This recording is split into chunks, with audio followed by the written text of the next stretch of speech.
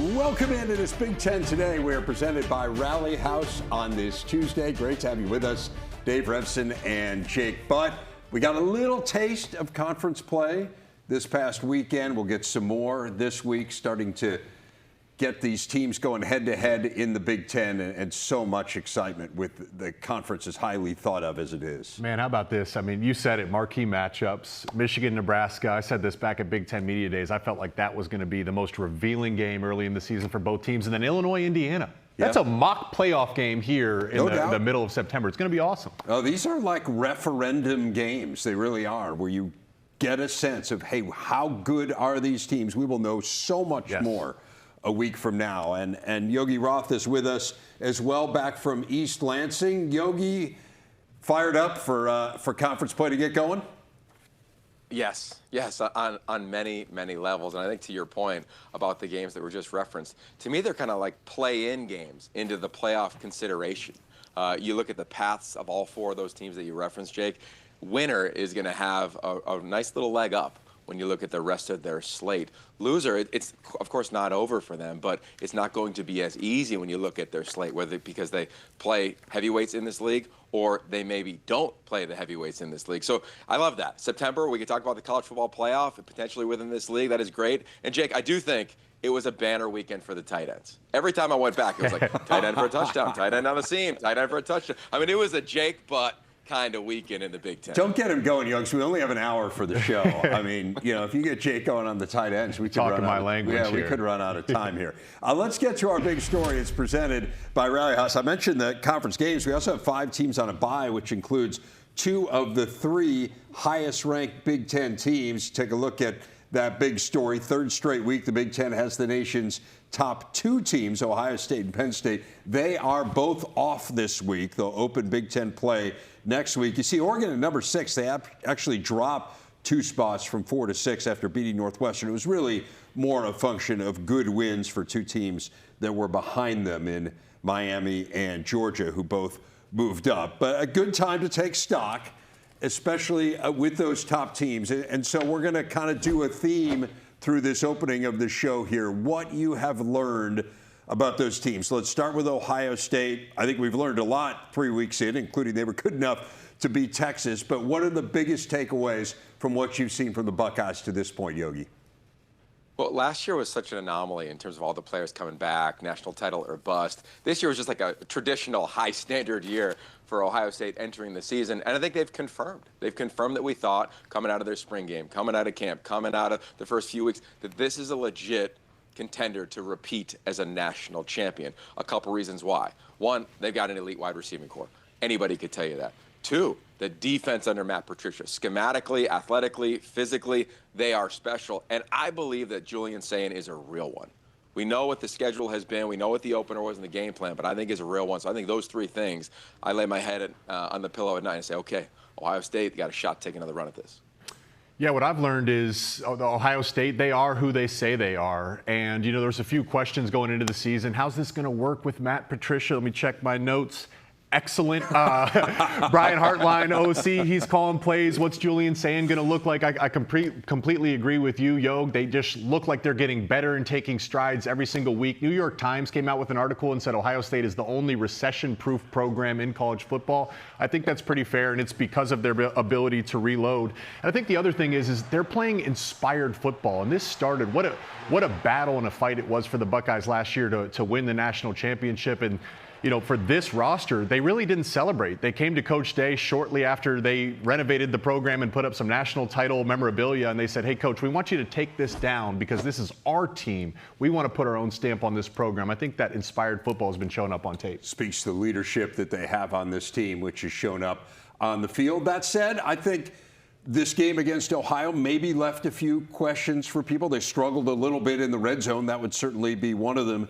Getting into the end zone, had to settle for some field goals. So I'll put it to you, Yogi, and we'll ask this of all 3 of these teams at the top of the conference. What is still left to be known? What is left to be learned about the Buckeyes? Well, first, we got to give Brian Smith credit, head coach at Ohio. You remember that name, folks. He's going to be a hot name as the offseason will eventually get here in the coaching carousel. When I look at the Buckeyes, 2 things jump out to mind for me. Number 1, when it's a gotta-have-it situation in the run game, who's gonna get the ball? That to me, they've got 4 backs. They're all capable. Are they going to whittle it down to, it seemed like 3 now? Is it going to be 2 when they get into these clutch conference games and they got to get a 4th and short because it's 4-down territory for a 4-minute offense? Go back to the Penn State game a year ago. They ran off the last handful of minutes just running the rock. So that's question number 1. And the question number 2, which we will see this year, is Julian Sayin versus a, put it in air quotes, Matt Patricia-esque defense. You look at the schedule, what he's going to have to face against Aaron Henry in Illinois. It's going to be different than what he's had to face thus far, right? We know they weren't vanilla against Texas, but they weren't trying to rip it like they've done in the last couple weeks. Like, they wanted to win the game.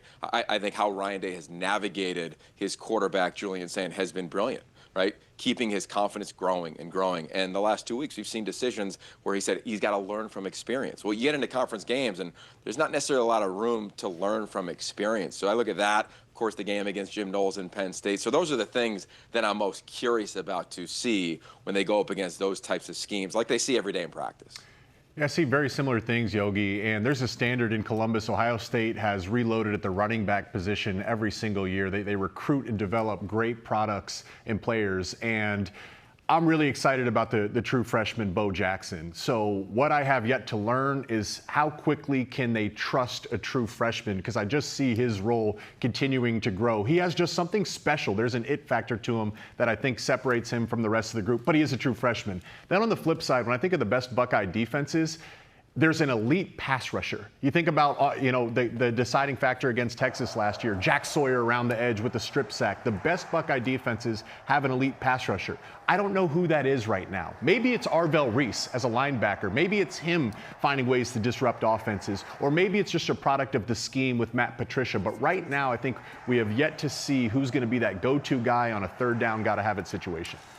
And we'll start to get some more answers. Obviously, the Texas game gave us a lot of answers. It probably gave us a few questions, too. But you go to Washington next week. I mean, that is not going to be an easy game. Going to be a really good test for the Buckeyes. Penn State, speaking of next week, Yogi, they had the Oregon game circled. Everyone in college football is going to be fixated on that one, the whiteout. They've got a bye week to get ready for it. I know there are some questions circling about Penn State, and we'll get to those. But what have you learned about the Nittany Lions, maybe on the positive end of the docket? Well, you listen to Coach Franklin's press conference, and you know that this is not just an ordinary bye week. I'll tell you that. Just hearing his tone to me said, yeah, this group knows there's a lot of work to do, to your point we'll get to. What do I know for sure? Jake, you referenced elite pass rusher. It's early. Defensive player of the year, though, to me, is Deni Dennis Sutton. And I get the opponents, folks, but he has absolutely dominated the line of scrimmage. And you add him and Zane Durant, and the rest of this defensive line just continues to emerge. We talked about it last week. They got some young bucks as well. Like, this defense not only is physical, but they can fly. I mean, this is a fast outfit. Tony Rojas at the linebacker position. They got probably the deepest secondary, at least when you talk to the staff, they've had in a while in terms of overall talent and length. So I know that this defense is going to be such a challenge for everybody to go against. So that to me is that's just an easy one in that regard. Don't flinch at all. One of the best defenses in America.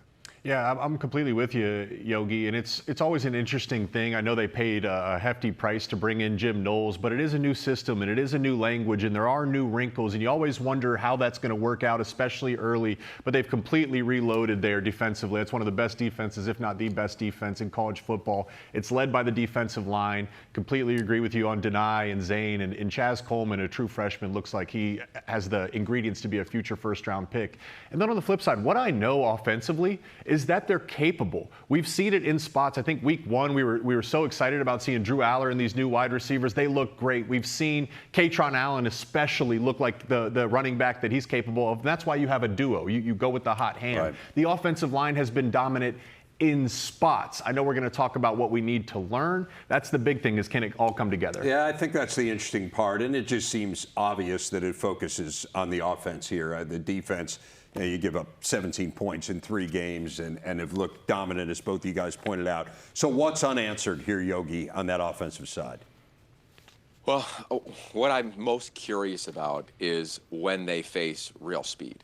And if you've been to Penn State practices, as we all have been, you know that they do go ones versus ones. So they see it in practice. We just talked about this amazing defense. They're going to see it in the whiteout against the Ducks. I want to see this offensive line. How are they going to navigate all the movement up front, all the physicality, the twist, the unique pressures, the little wrinkle that Tosh Lupoy, the DC at Oregon, will put on the game plan.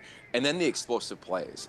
They start off the game, I thought, really impressive. You watched the game against Villanova last weekend. Shots down the field, intermediate routes. Kyron Hudson makes a couple nice grabs. But overall, this game comes down to two things, really, fellas. It's turnovers and explosive plays. And I just think you have to create them in this league, especially with the advent of what this league is now, when you look at what Oregon is offensively, and even some of these other teams that they're going to have to face as the season progresses. So that's where I go. Can they pass protect? Can they navigate the speed of what they'll see in Big Ten play? I know they will, but we haven't seen it yet. And can they generate some more explosive plays? And James Franklin has referenced that as well, third down being a key element there. Yeah, and there's no doubt in my mind that they're capable of it, because I've seen it, especially throughout Aller's career, especially throughout Singleton and Allen's career. I've seen it this year, even with the offensive line. But can it all come together? And to beat the best teams like Oregon at night in a whiteout, it all absolutely has to come together. It wouldn't be unheard of for me to say that the offense has been holding some things back. It wouldn't be unheard of to say we're not going to show our full hand ahead of the Oregon game. Wouldn't be the first coach to do it. And coming off this bye week, is this bye week a week where you really have to rethink things? Or is this more like a NASCAR pit stop where it's an oil change to get your guys out flying? What I would love to see with this offense and Drew Aller, play free. Play like you know you are the best quarterback in college football and one of the best offenses in college football. Play with that inspired spirit because they're capable of it and they're fun to watch. And we brought up that very possibility. Howard Griffith and I talked about this yesterday, that maybe they are holding some stuff back. Still, it's concerning, right? They're 59% touchdown percentage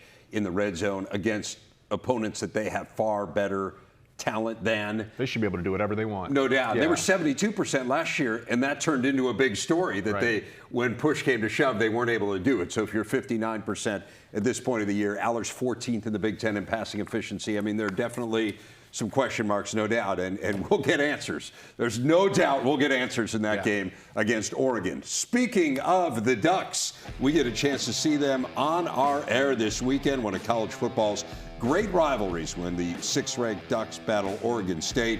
Action kicks off at 3 Eastern, noon Pacific on the Big Ten Network and the Fox Sports app. We'll preview the game in a bit. Jake's going to be calling out in Eugene.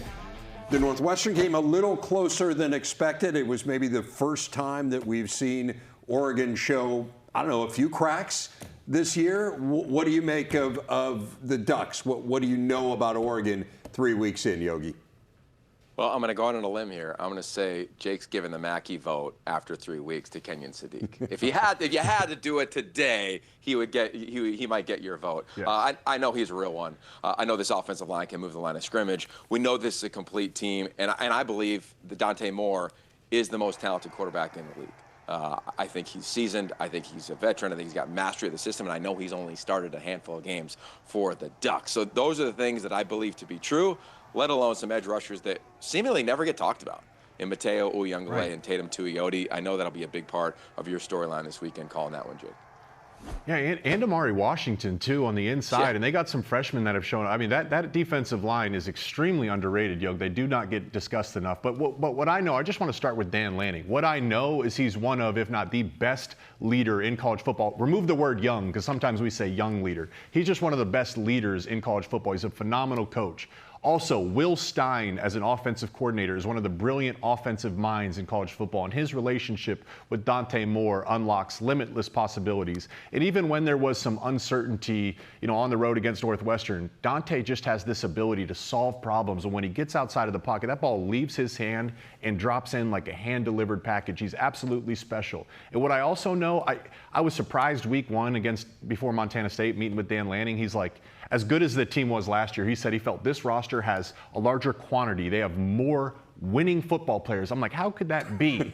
And yet it's true. They're 5 or 6 deep at running back. Yes. They're rotating at wide receiver. It is unbelievable the depth they have on this Oregon Duck football team. Right, and I don't want to overstate what happened in Evanston last weekend. They were never in jeopardy of losing the game, but I think it was maybe closer than people expected. It was the first time they met some resistance. A little bit, right? Yeah. Where every drive didn't go perfectly flawlessly, which is, that's the measurement. So I guess, I don't know whether it's in that context, Yogi, or just in general, what's unanswered for you about the Ducks? Well, if you think about it a year ago, to Jake's point, this was the team that was ranked extremely high all year long, right? They went undefeated. After they beat Ohio State, they were the #1 team in the country, up until they lost to Ohio State in the Rose Bowl, as we all know. Now, they're not, we just saw the graphic, where they're sitting at 6, right?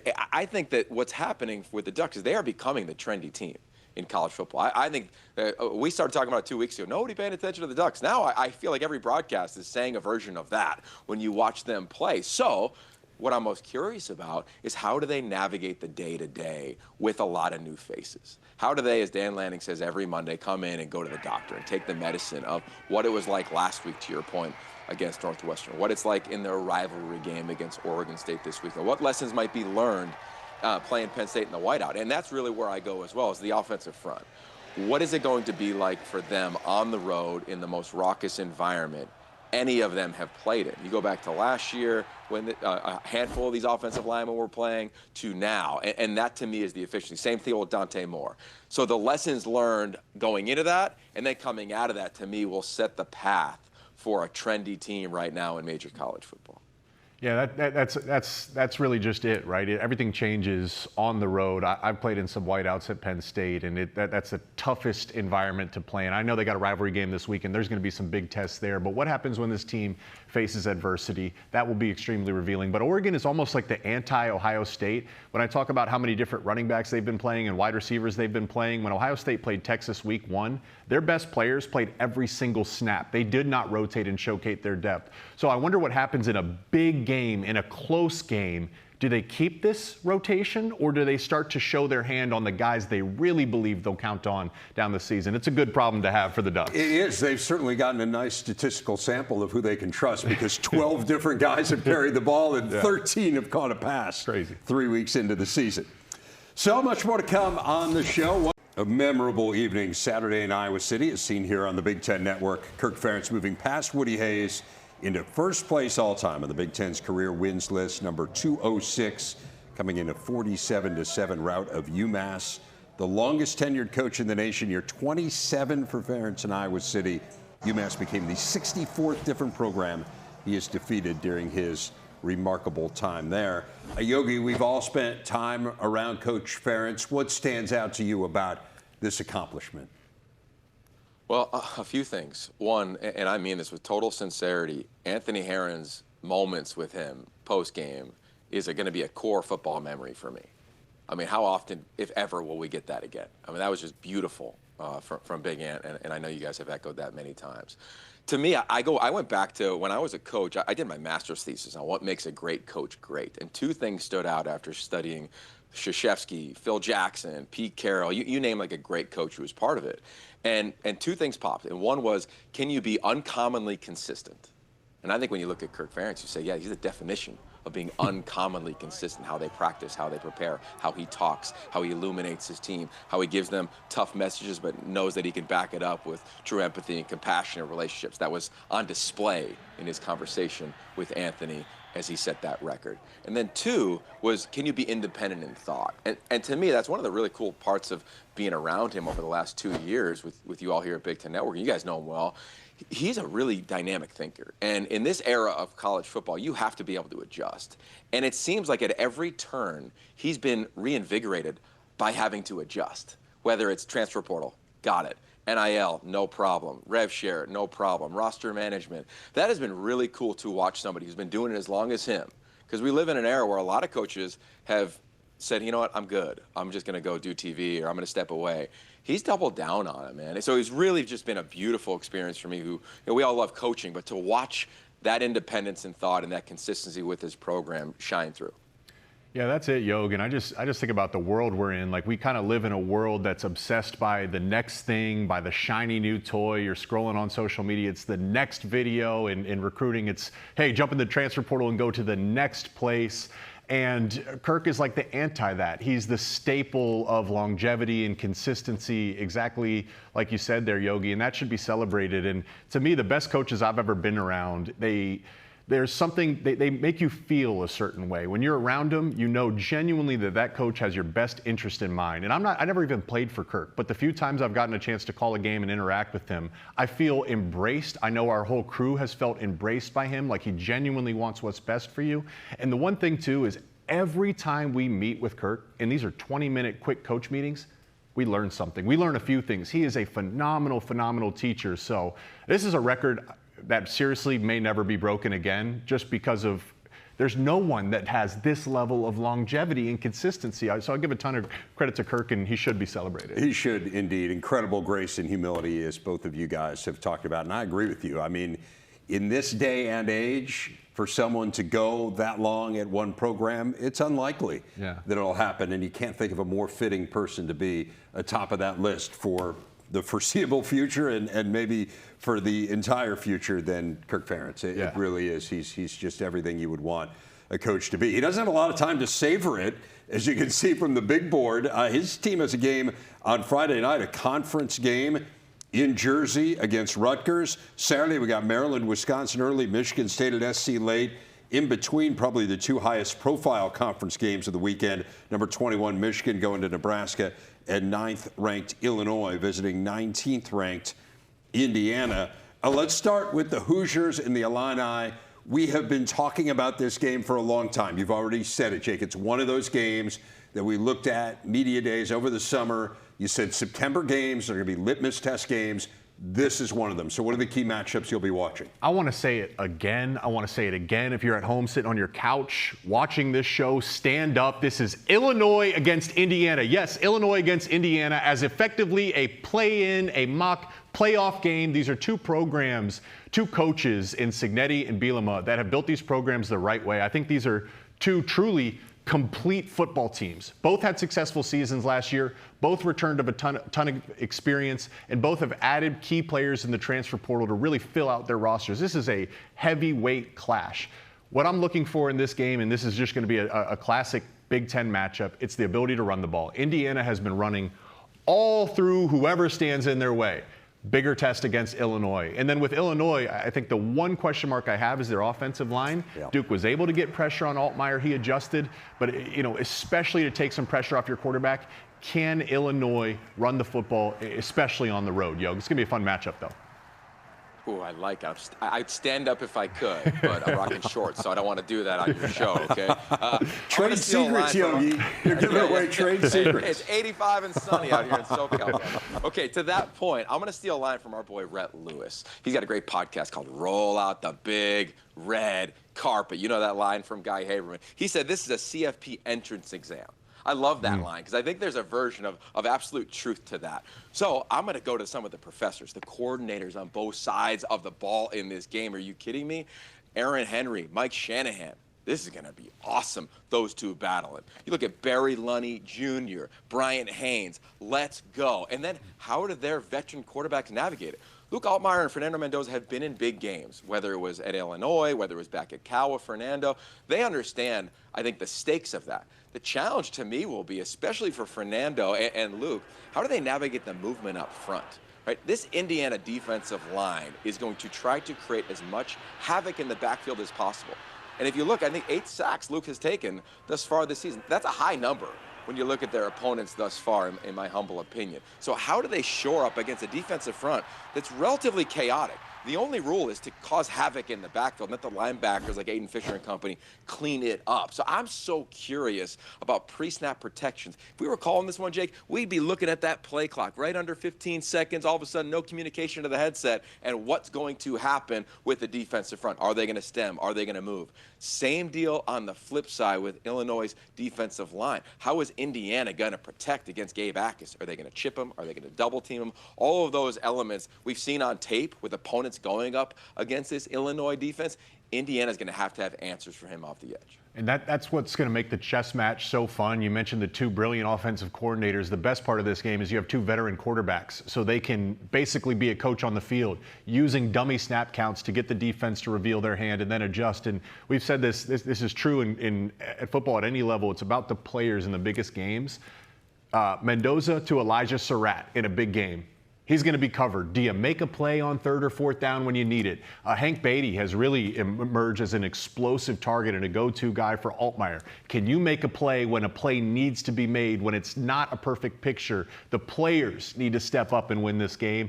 And I can't wait to see him. I love that. A college football playoff entrance exam. Yeah. Rhett, thank you for that, brother. Okay, to that point, one little follow-up. To your point on both of these quarterbacks, when you get your shot, you got to make it. You got to make it. You're going to have a few. You have to complete that ball down the field. In big games, I always believe that quarterbacks have to make 3 big-time throws in the second half. That's something that I would chart if you're standing up at home, maybe do it on a whiteboard or something like that, because I know you won't be sitting down after hearing from Jake. And then I think the last point that I'll make on this one is that really good coaches make halftime adjustments. Great coaches make in-game adjustments with the iPad. I think that'll be really fun to watch as this game goes into the evening. It should be a blast as the game goes on, how things change and tweak, because both of these head coaches and coordinators, we know, I mean, they're as good as you're going to find battling one another on Saturday afternoon. That is a concern for Brett Bielema. His team last 2 weeks has not played great in the first half. He was talking about it in his news conference yesterday. He knows they can't afford to do that against a team the caliber of Indiana. I would fully expect them to come out ready to go, but to your point, Yogi, it's something that's got to be playing in the back of the mind of those Illinois players. Okay, so what about Michigan and Nebraska? You saw Michigan last week, so they are fresh in your mind. This is a huge game for the Huskers. We keep talking about, are they ready to take the next step? If you beat Michigan at home, a ranked Michigan team, think of how long it's been since they've beaten a ranked team, period. Man, you send a message. That's exactly it. And you can literally feel the gravitational waves of the anticipation of this game from the Husker fans. And you just think about everything leading up to this. It's year 3 Matt Rule. Start off 3-0. They're red hot. Raiola looks great. You've won your last 2 one-score games. A ton of reasons to be encouraged. And now you're hosting Michigan at home with an 18-year-old freshman quarterback without their head coach. This is an opportunity where there's a fork in the road here, a split in space and time. If you beat Michigan at home, what are we going to be saying about the Huskers? Look at that schedule. We're thinking, oh my gosh, Nebraska might be a playoff team. That is the opportunity this weekend. And the flip side for Michigan is, yes, Bryce Hunter would look great. Biff Poggi said, we will never take the air out of the football again. We're going to give it to Bryce. Communication is a premium on the road. Nebraska runs that 3-3-5 defense. It's hard to ID and communicate, especially on the road. They're replacing some pieces in the offensive line. It's going to be a fun chess match here for 2 young, talented quarterbacks against some fun defenses. Yeah, you're right.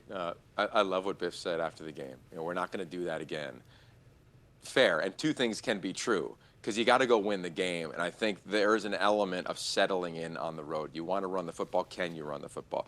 We didn't see a ton of design QB runs. Saw a few in the red zone, but a lot of it was plays broke down. This is where Bryce Underwood's athleticism, Jake, as you called it, shined tremendously. So I'm so curious early in the game, is he going to have, because you saw it early in the game over the weekend, he was going through progressions, 1, 2 to 3, touchdown, corner out, big plays down the field.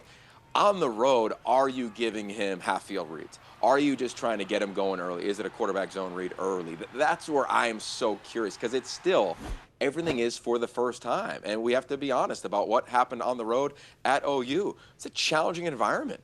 It was a challenging game for Bryce Underwood. I know he's going to grow from it. That's what freshman quarterbacks will do for the entirety of this season. So I would be glued to the first 3 drives of Michigan. What plays are they calling with Chip Lindsey to find their quarterback in rhythm? Because if he finds one, look out. If not, all of a sudden you might be down 10-0. All of a sudden, Nebraska fans, and you know that place as well as anybody, man, they're just going to be going bonkers. Yeah, Bryce Underwood has looked great. He's clearly a young and talented quarterback. When there's like a clean, predictable picture for him, his talent just shines through. He's looked great. Where he's struggled at times, and there was an interception against Central Michigan and a near interception, is when the picture changes, when he's not seeing the full and complete picture. This is, again, this like 3-3-5 defense that can, it's hard to identify what the post-snap picture is going to be, and it's a bigger test for a young quarterback. And then the flip side is true for Dylan Raiola. Facing this Michigan defensive line, and what Wink Martindale has done is he's put Jayshon Barham on the edge. That guy looks like a complete freak of nature and a disruptor. Can Dylan Raiola continue to push the ball down the field and maintain long drives, being pressured by a collapsed pocket because Michigan's going to send pressure after him? It's a true test for both teams, but especially for both quarterbacks. Yeah, and I think it's been good for Raiola to have the experience that he's had. You can't help but when you watch Bryce Underwood, you think about Dylan last year, especially against non-Power 4 Big Ten teams. Dylan thrived early on in the season. You're thinking, whoa, here we go. I mean, I remember Guy Haberman being like, oh, this guy's got a chance to be one of the best quarterbacks in America. And I'm like, God, he's a freshman. He's a freshman. And now we're watching Dylan Raiola in year 2. You look at situational football, whether it was Cincinnati or other games. And I get what Houston Baptist was over the weekend. But to me, he's showcasing some mastery. So to your point, Jake, can he get the ball out? Can he check the ball down? Can he continue to move the sticks? Things that he's done really well thus far this season. So I think you're looking at a matured Dylan Raiola against a young quarterback going through it for the first time. It's going to be fun to watch this one shake out. One of the things he's done extremely well, avoided turnovers, yet to throw a pick this year. Michigan's forced the second most turnovers in the Big Ten. So can he keep that going, to your guys' point, against an elite opponent like this? Split in space and time. How about back on Big Ten today? We're 3 games in. We take a look at the leaders in the Big Ten in terms of passing yards. No great surprise, a Lincoln Riley QB at the top, and Jade Mayava a full 170 yards ahead of the guy we were just talking about, Dylan Raiola. How about the year Ethan Kaliak-Manis is having? 3rd in passing yards, yet to throw a pick for Rutgers. Gets us to our weekly quarterback spotlight, and Mayava having a statistically great year. Yogi, he's going head-to-head with Michigan State and Aiden Childs. So our weekly quarterback spotlight, we'll put those two under the microscope. Let's start with Mayava, who we saw at the top of that list. What have you seen? He is playing at a really high level, fellas. You go back and you know, first 2 games, I get it. Go back and watch the game at Purdue on the road against his former coach. To me, he was nails all game long. They had this long weather delay. Just watch 2 plays. Watch the first 3rd down of the game and a dime to Jacoby Lane, and then watch the first 3rd down of the 3rd quarter, another dime to Jacoby Lane. My point is he's playing with tremendous confidence. If you comped his film from a year ago in the 4 starts he had under Lincoln Riley to the first 3 of this season, he's a different player. And I'm telling you, this is a real outfit right now.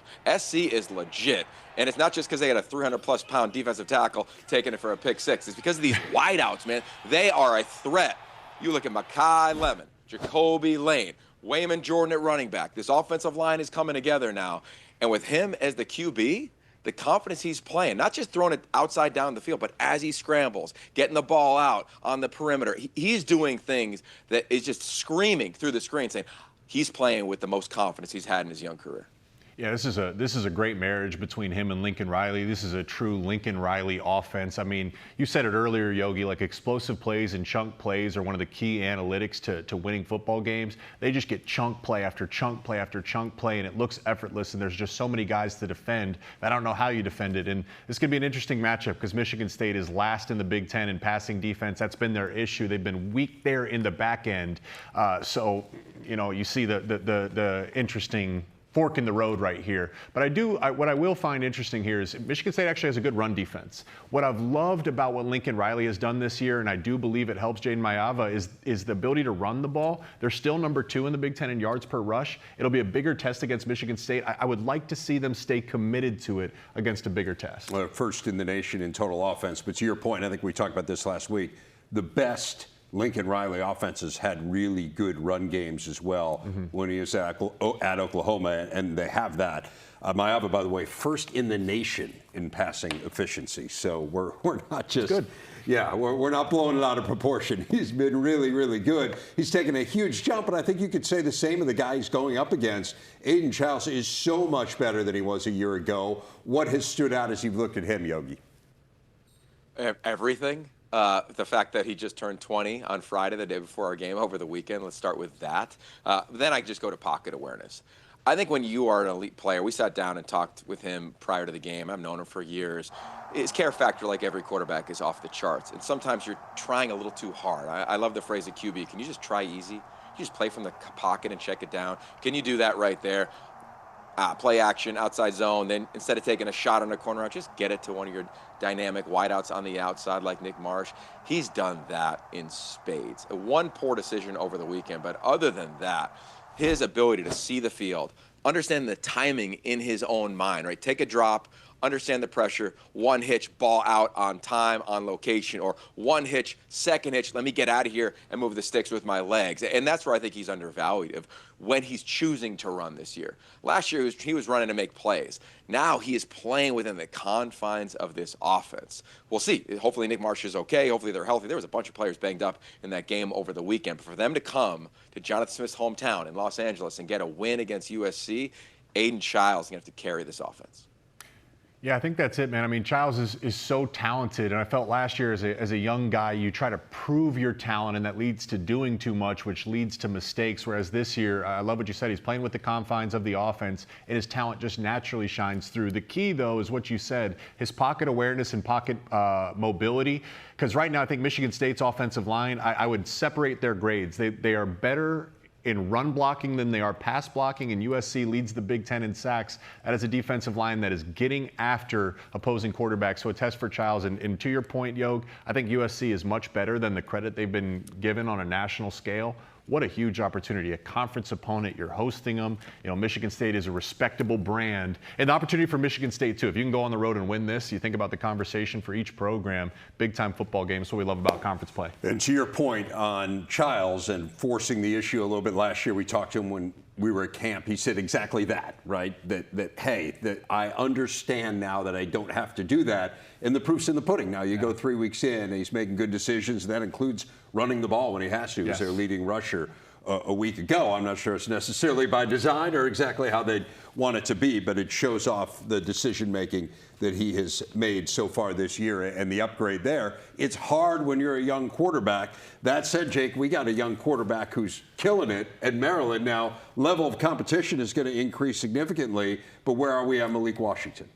He's special. I know Bryce Underwood as a true freshman is getting a ton of the headlines, but Malik deserves much more recognition than what he's getting at this point. He's still, he is extremely talented. He's a big, strong kid, and I like the way he's responded to early season, early game adversity. It hasn't been 60 minutes of perfect football for him. At times he's looked shaky, but he's always found his way back, and he's doing a good job of distributing the football. Right now there's 4 different guys with over 10 catches on the season, so he's not locking in on one specific guy, and we've come to expect this with Coach Loxley. They're going to have a dominant passing game. I just think Malik is the most talented quarterback they've had since Loxley has been there, and that's showing up on tape here early in the season.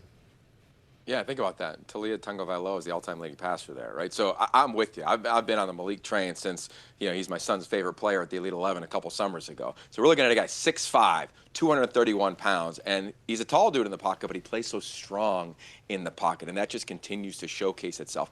And Mike Loxley referenced last week that he had like an off-season early training camp lower leg surgery. So this is somebody who's just going to continue to evolve as the year goes on, fellas. Practice time, reps, film time under Pep Hamilton in this offense, the offensive coordinator.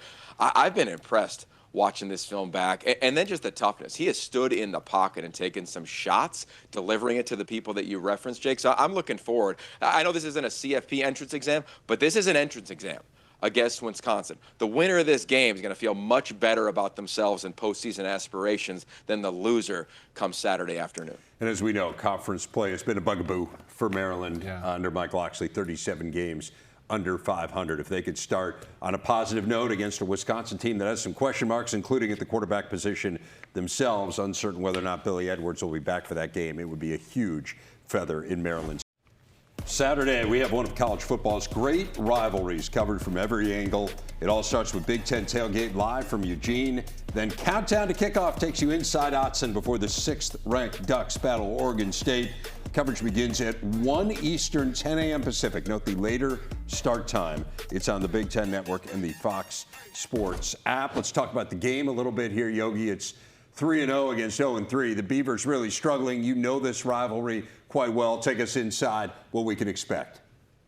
Yeah, well, there's certain cliches in college football that, are true. And one is in rivalry games, anything can happen. Look no further than at times when a Mike Riley-led team at Oregon State beat Oregon, or Gary Anderson-led team beat Oregon. Jonathan Smith team beat Dan Lanning in his first season. So it can happen, folks. And Trent Bray, the head coach at Oregon State, is a guy who's played in this game. He's coordinated this game. He's been a head coach in this game. He will have his team at their very best on the razor's edge, because that's what they're going to need to do. They have to create some turnovers. We know that a little chaos is going to have to happen for them to take down one of the top teams in the country. But this is a really fun game. I'm so excited for you, Jake, and your crew to be on this call, because there's so much that comes with it within the state of Oregon, the pride around both of these programs, the rich history they have together on so many different levels, whether it's Nike, whether it's football, whether it's women's basketball. I mean, there's so many parallels, and they're proud of it. So I'm glad that it's continuing this season. I think it's going to be a heck of an environment for you to get to experience for the first time.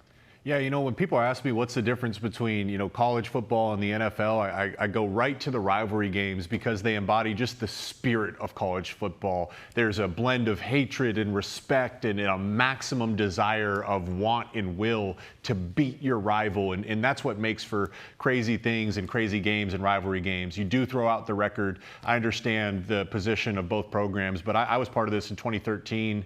We were an unranked Michigan Wolverine team hosting a top 5 Ohio State Buckeye team. It was 42-41, came down. We fell short. I had to throw that out there. Give you guys your respect. Yeah, yes, it's a notable game. Great game, but that kind of speaks to the rivals, right? You tap into something beyond yourself, which leads to some competition. So it's going to be a fun one. Yogi, I thank you, man, for the call last night and getting me caught up on this rivalry. I can't wait to be in the booth for it. Well, it's going to take a lot for the Beavers to have a shot here. These are just the kind of games Oregon doesn't lose. 42 straight home wins against unranked teams. That is a streak that goes back 9 years. So we'll see whether or not Oregon State has what it takes to make a game out of that one. Meanwhile, it's Apple Cup week as well. Washington and Washington State meeting for the 117th time. Huskies heading to Pullman to battle the Cougs. Remember, Wazoo knocked them off in Seattle last year. You got the Huskies coming off a bye, playing about as well as anyone. Oh, yeah. 2 weeks in, Jake. This has been a really good start. It's been a red-hot start, and another opportunity. I think Washington, just if they continue to play to that standard, people are going to have to take notice. And Ohio State's coming to town next week, the week after this game. So this is your last opportunity to go put it all together. If I had to single out one thing I'm excited to see in this game, it's running back Jonah Coleman. I think he deserves so much more respect on a national scale. I think he's been the best back in the Big Ten and one of the best backs in all of college football. They're going to lean on him. It's a rivalry game. Can you settle your nerves a little bit? It's on the road. Always helps to carry a dominant run game. So I expect a big game from your best player, Jonah Coleman. Yeah, this is going to be fun. I mean, there's vitriol in this rivalry game. Been around this one for a while. Jedd Fisch yet to get a win. You referenced, Dave, what happened last year, right? They run the option to the short side of the field and don't get it to try to win the game. Well, gone is John Mateer, in as a new coach for Washington State, and Jimmy Rogers, who's a defensive specialist. So to Jake's point, can't wait to see what they scheme up against Jonah Coleman and Damon Williams, Denzel Boston and company, because it will be a raucous environment. It'll be the craziest one that Damon Williams has started in as the full-time guy this season. We know that. I also love the idea of early buys. I'm actually a fan of those, because you get to reset of what is reality within our team. So I would expect for UW, because they are another team that is a sleeper right now. They are playing at a premium level. I get their opponents, fellas, but you watch them on tape. This offensive line is so further ahead than where they were a year ago in Jedd Fisch's first season for many reasons. Can they run the football? Can they take the crowd out of it? And then what are they like on defense against an offense that's going to try to take some shots early? Well, 9 possessions, 9 touchdowns on offense last time they played. That was pretty good. So I don't know what you got to work out there. But, yeah, we'll see against a Washington State team that will be fired up and is coming off, frankly, an embarrassing loss. Got absolutely hammered by North Texas. Big Ten Tailgate made its way to Ann Arbor on Saturday, giving Jake a chance to spend some time with the Maize and Blue faithful. Oh, man, this was a great way to kick off my morning here with the Michigan fans. We were singing. I tried to get Tyvis Powell involved, as you saw there, but he didn't quite bite. Still had a great time with Tyvis. And then there's apparently still people rocking the butt jerseys, Dave. I mean, that was awesome. Signed some autographs. But I will say that was only the second best part of my weekend. The first best, I will kick over to Yogi to lead the way. Yeah, well, look, traveling around the country is not always the smoothest, but it has been for us this season. It got a little bit better. You go to that national renter car pickup. We're all getting our rides in. I decide to go inside real quick, got to handle some administrative duties, come back out, and I see Jake Butt in the driver's seat with Guy Haberman. Scares the daylights out of me, and away we went, and we had some great fellowship, man. That was a blast. To your point, it kicked off a weekend that was really special for all of us. Yeah, well, there was two parts because I landed in DTW, and I'm walking in to get my rental, and someone rolls down the window and says, Jake Butt, and I jumped up. I'm like, wait, and Guy had scared me first. After I gathered myself, I said, wait, Yogi's inside. I'm going to scare him now. So it was a full circle moment for everybody. That is beautiful. Yeah, I love the fact that you guys came together. And where better than the rental car parking lot? Exactly. A nice sunny day. If anything epitomizes what we do for a living, it's the rental car parking lot. That's right. In all the best ways. All right, guys, ton of fun. We'll do it again next week. I will see you tomorrow. I'll be joined by one Jerry DiNardo. See you then.